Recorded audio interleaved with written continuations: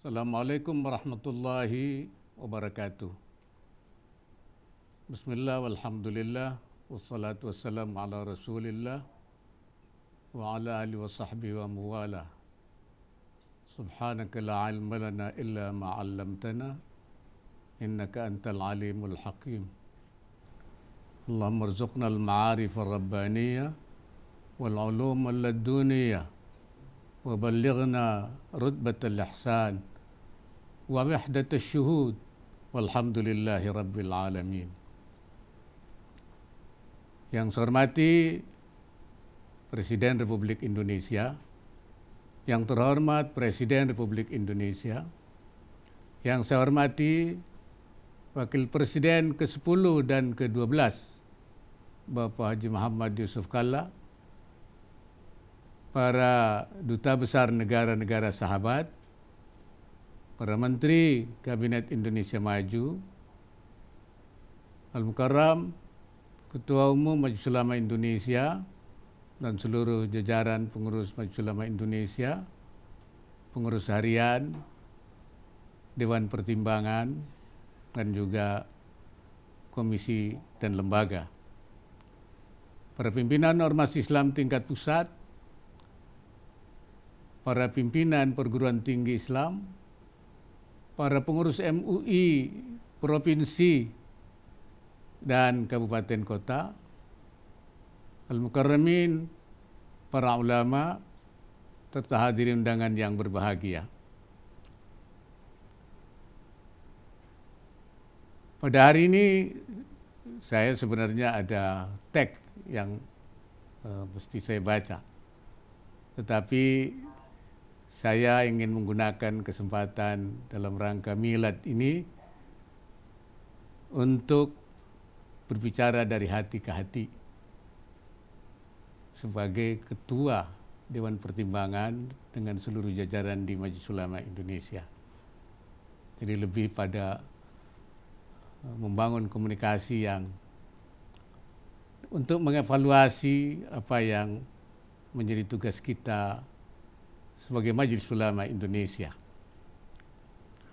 Pertama, saya ingin menyampaikan rasa prihatin yang sedalam-dalamnya dengan wafatnya seorang pejuang Majelis Ulama Indonesia yang tidak pernah berhenti, Al-Mukarramah Al-Ustadzah Profesor Hajjah Huzaimah Teyanggo, seorang yang alimah,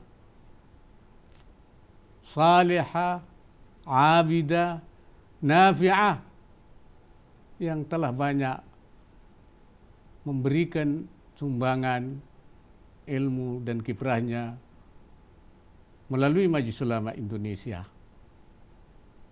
Kita merasa kehilangan dengan kepergian beliau. Malah saya ajak untuk membacakan Fatihah untuk Allahumma ighfir laha. Al-Fatihah. A'udzu billahi minasyaitonir rajim. Bismillahirrahmanirrahim. Alhamdulillahi rabbil alamin arrahmanir rahim. Iyyaka na'budu wa iyyaka nasta'in. Ihdinas siratal mustaqim. Siratal ladzina an'amta 'alaihim ghairil maghdubi 'alaihim. Allahumma ighfir laha warhamha wa'afiha wa'fu anha. Ini menunjukkan juga kepada kita semua bahwa COVID tidak memandang siapapun. Siapa saja dia bisa saja diserang. Tetapi walaupun begitu, kepergian beliau adalah karena sudah ketentuan Allah Subhanahu wa Ta'ala. Namun demikian, kita sebagai manusia harus selalu berikhtiar untuk menghindarkan diri dari COVID ini. Karena berikhtiar itu sendiri, at-ta'amul bil asbab, itu kewajiban. Tetapi yang menentukan adalah Allah Subhanahu wa Ta'ala. Oleh karena itu, di satu sisi kita harus berusaha, tetapi juga di sisi lain kita harus pasrah, harus menyerah terhadap apa yang ditentukan oleh Allah. Fil zahir, ikhtiyaran fil zahir, wa ittiraran fil batin. Gitu kata Syekh Nawawi. Secara lahir kita berikhtiar, secara batin kita pasrah. Yang kedua, saya ingin mengajak kita semua untuk kembali berusaha meluruskan berbagai hal. Yang pertama adalah, yang harus kita luruskan adalah tashihul khittah, meluruskan arah, wijhatul khidmah, arah perkhidmatan kita. Dan yang kedua adalah tashihul khatwah wal harakah, yaitu meluruskan langkah dan gerakannya. Yang saya maksud dengan khittah adalah arahnya, wijhah perkhidmatan Majelis Ulama.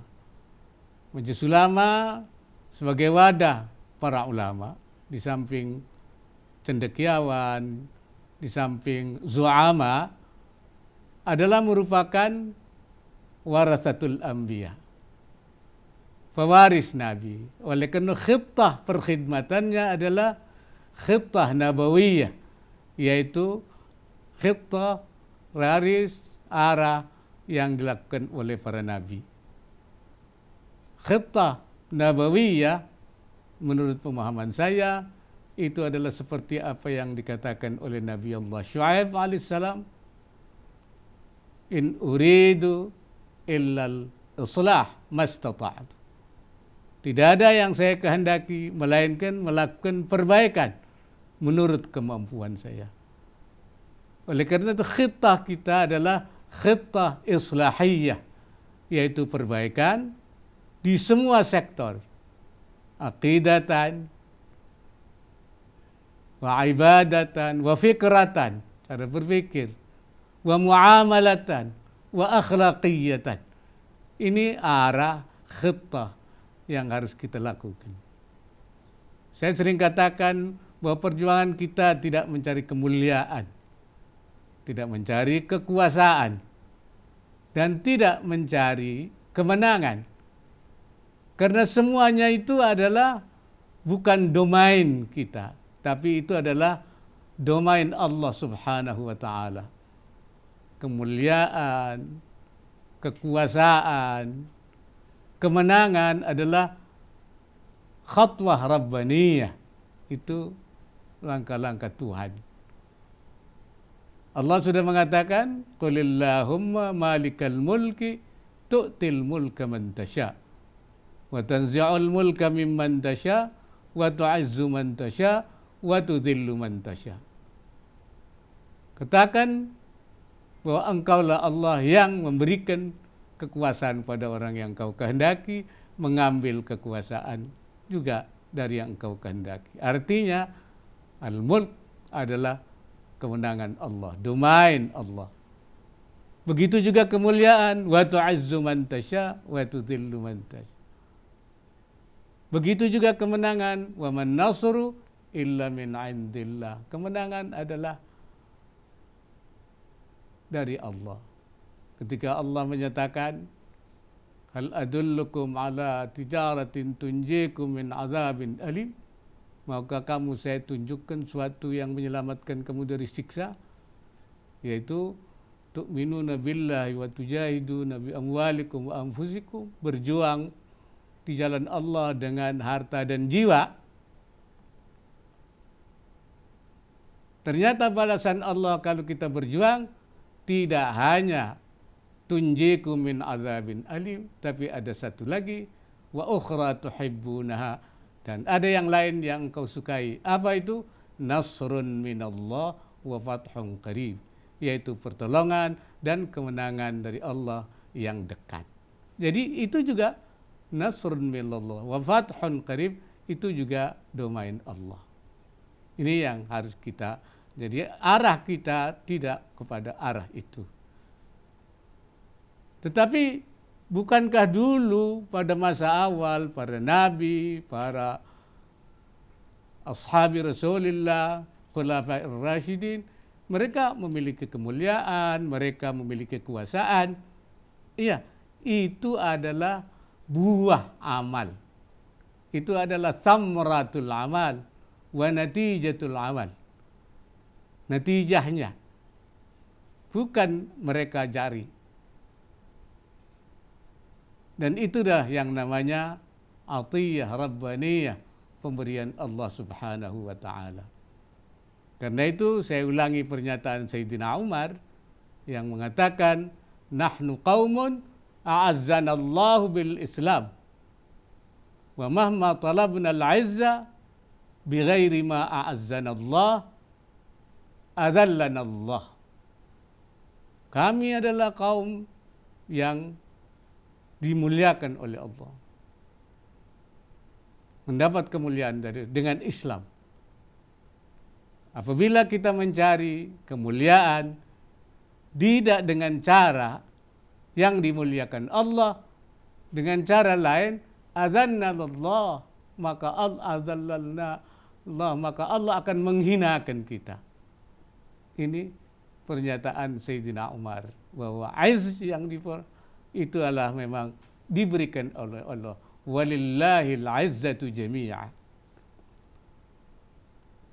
Nah, kalau kita mengaca kenapa kita belum mendapatkan itu, padahal itu janji Allah Subhanahu wa taala dalam Al-Qur'an, saya ulangi, mungkin kita belum dianggap layak.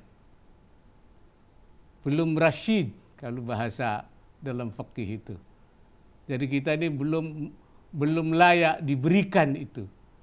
Mahjur alaih, masih mahjur alaih. Karena memang bantuan Allah, amdad Allah itu tergantung daripada kesiapan kita. Rasulullah sendiri tidak linear, tidak terus juga selalu sukses. Kita bandingkan ketika perang Badar dengan jumlah yang sedikit, tapi beliau memenangkan. Karena apa? Karena ada imdad dari Allah Subhanahu wa taala. Fa in tasbiru wa tattaqu yumdidkum rabbukum bi thalathati alafin minal malaikati munzalin. Kalau kamu itu sabar, kamu bertakwa, bantuan Allah akan datang. Allah memberikan bantuan dengan 3.000 malaikat. Tapi ketika terjadi perang Badar, tidak begitu. Walaupun tadinya menang, tetapi kemudian berbalik menjadi kalah. Karena apa? Karena ada perubahan sikap dari tukang rumat. Dia bergeser, dia terlena oleh banyaknya ghanimah, dia tinggalkan posnya. Disitulah Allah memberikan pelajaran. Apa di situ tidak ada Rasulullah? Ada Rasulullah. Wa fihim Rasulullah. Tapi Rasulullah tidak bisa memberikan apa-apa. Karena apa? Karena memang ada penyimpangan, ada deviasi, ada sikap yang berubah sehingga tidak berikan bantuan oleh Allah Subhanahu wa taala.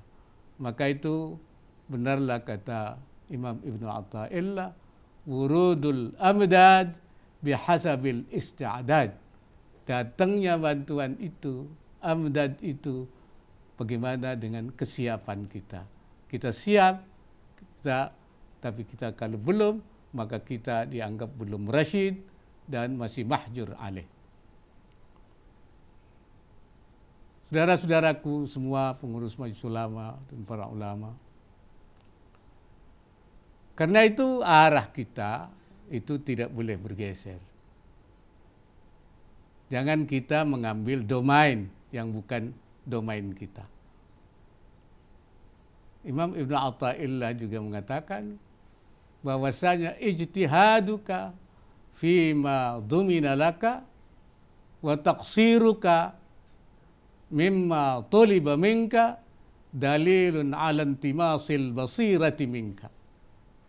Berusaha kepada sesuatu yang sebenarnya sudah dijamin oleh Allah. kekuasaan, kemenangan, kemuliaan, itu jaminan Allah. Kalau kita mengarah ke sana, wa taqsiruka fima tuliba minka, dan kamu lalai, abai terhadap apa yang kamu diminta oleh Allah, yaitu untuk melakukan harakah islahiyah di dalam berbagai hal, dalilun ala intimasil basirati minka, itu menunjukkan bahwa telah hilang mata hati basirahmu, basirah daripada kamu. Sudah kehilangan basirah, intimasul basirah. Karena itu kita harus kembali kepada jalur ini, kepada salurannya, kepada arah yang benar. Nah, yang kedua yang saya maksud tasihul khatwah wal harakah, langkahnya. Kalau khittah kita ini sudah benar, langkahnya juga harus benar. Langkah kita, khatwah kita, harakah kita harus menopang, harus menjadi musnid terhadap terwujudnya khittah itu, terimplementasikannya khittah itu. Liwujudil khittah.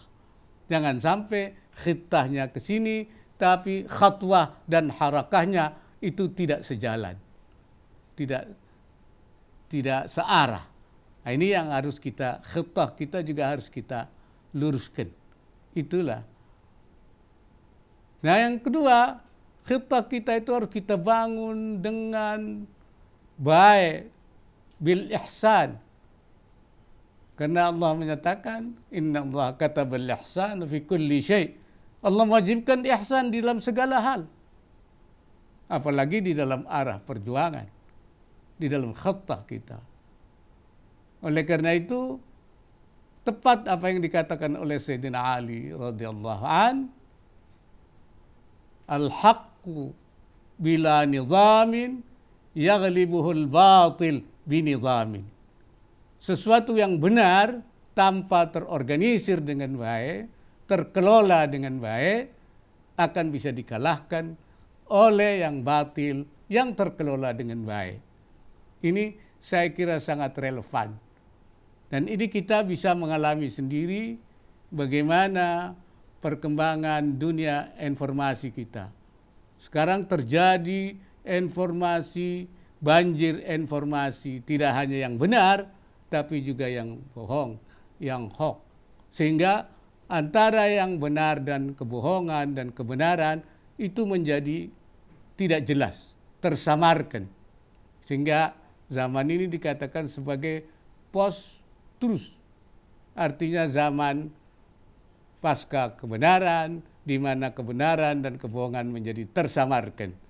Oleh karena itu saya menamakan masa ini adalah zamanul ishtibah, yaitu masa kesurpaan, kesemaran bainal haq wal batil. Maka doa Nabi itu masih relevan. Allahumma arinal haqqa haqqa warzuqna ittiba'a. Ya Allah, perlihatkan pada kami yang benar itu benar dan berikan kemampuan kita mengikutinya. Wa arinal batila batila warzuqna ijtinaba. Berikanlah perlihatan kepada kami yang batil itu kelihatan batil dan supaya bisa menghindarinya.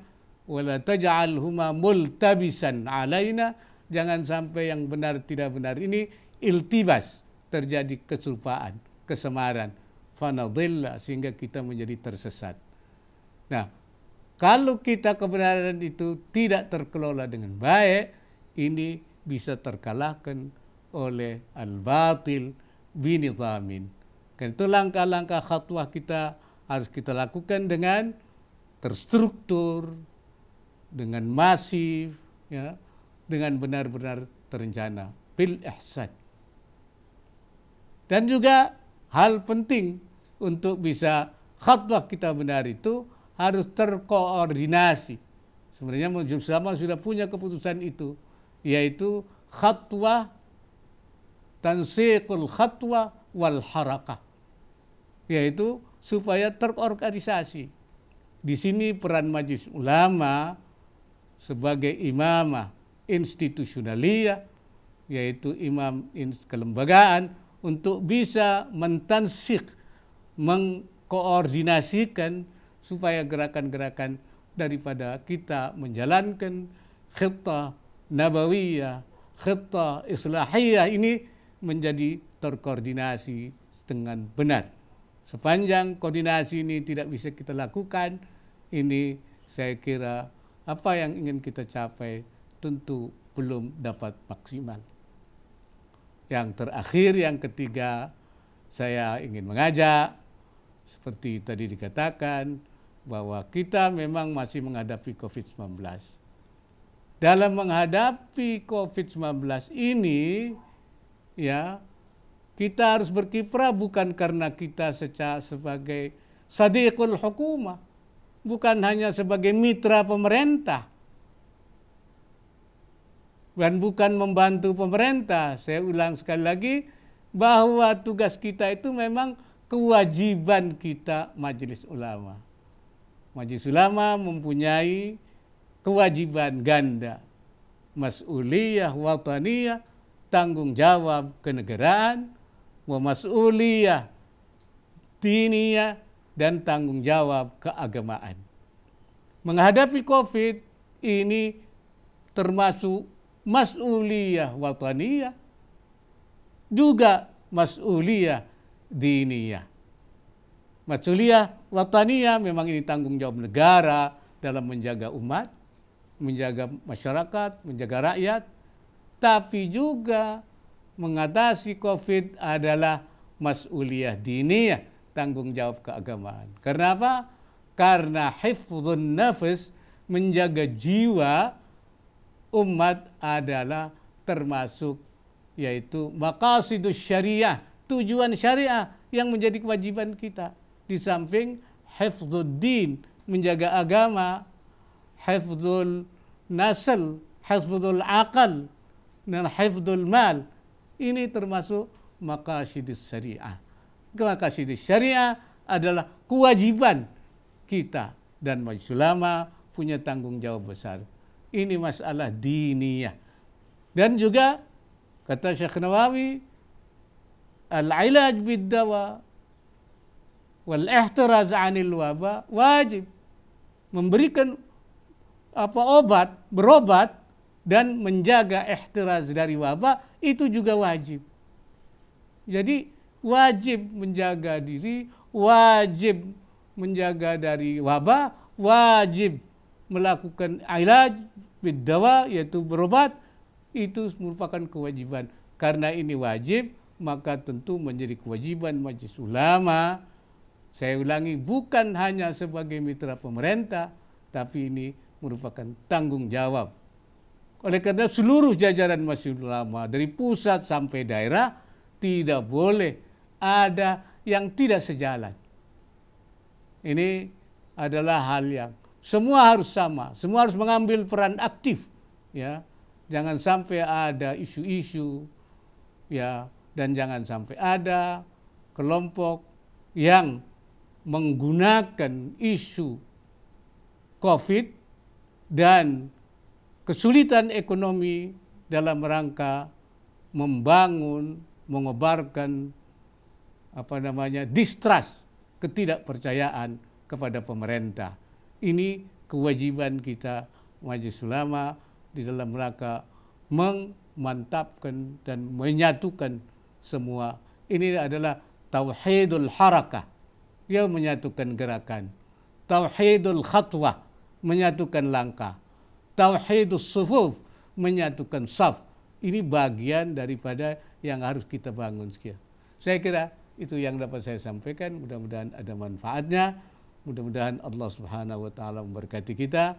Karena itu saya akhiri aqulu qauli hadza wastaghfirullahal azim. In uridu illa al-islah wa ma taufiqi illa billah. Wallahul muwaffiq ila aqwamit thariq. Assalamualaikum warahmatullahi wabarakatuh.